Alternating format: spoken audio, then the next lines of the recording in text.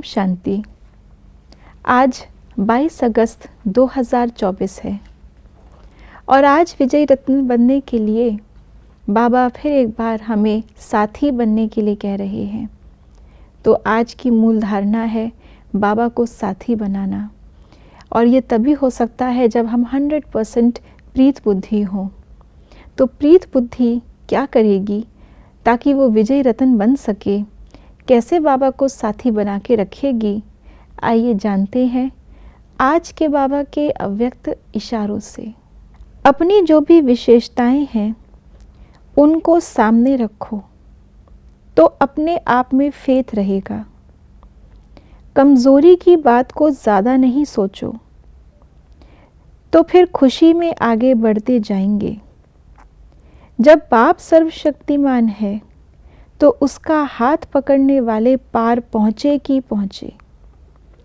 चाहे खुद भले कमज़ोर हों लेकिन साथी मजबूत है, इसलिए पार हो ही जाएंगे।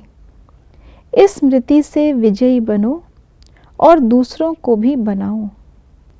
प्रीत बुद्धि अर्थात जिसके सामने हमेशा बाबा हो, हर परिस्थिति में उसे पहले बाबा याद आए। हर एक चीज़ के अंदर जब भी कोई दिल में बात आए, दिल करे कि ये किसको सुनाऊं, ये किसको बताऊं, तो बाबा ही सामने हो। ये प्रश्न भी ना उठे कि किसको सुनाऊं, किसको देखूं।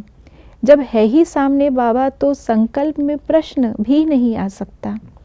ये है प्रीत बुद्धि आत्माओं की निशानी। और इसको हम दूसरे शब्दों में कहें तो हमेशा उन्होंने बाबा का साथ लिया हुआ है, हाथ पकड़ा हुआ है। जब साथी साथ है तो दूसरे कहीं भी बुद्धि नहीं जाएगी, कहीं भी कोई क्वेश्चन नहीं आएगा। और दूसरा बाबा ने कहा, अगर साथी साथ है और सर्वशक्तिमान साथी साथ है तो उससे दो बातें हमारे अंदर सहज रूप से आती है। सबसे पहली तो है हिम्मत। जो बाबा ने कहा कमज़ोरी को नहीं देखो अपनी, भले अपनी शक्ति ना भी है लेकिन साथ में कौन है, उसकी शक्ति को यूज़ करो और आगे बढ़ो।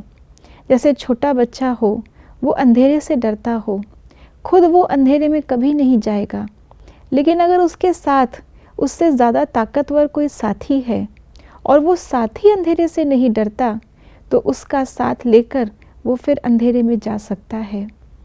तो हमें अपने ऊपर भले फेथ ना हो लेकिन साथ में कौन है, उस पर तो पूरी दुनिया बिना देखे विश्वास करती है। हमने तो मन बुद्धि की आँख से देखा है, जाना है, पहचाना है, अनुभव किया है, उससे संबंध जोड़ा है, क्या क्या प्राप्तियां की है।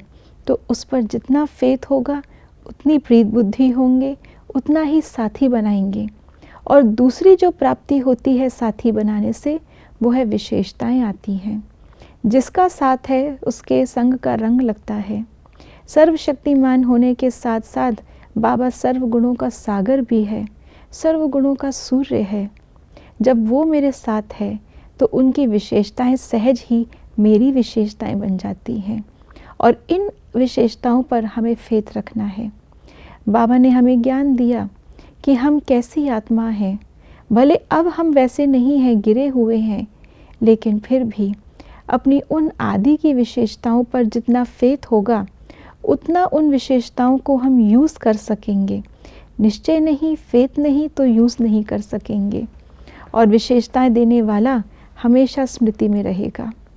तो इन सभी बातों को ध्यान रख कर के हम विजयी रत्न सहज ही बन सकते हैं। ओम शांति।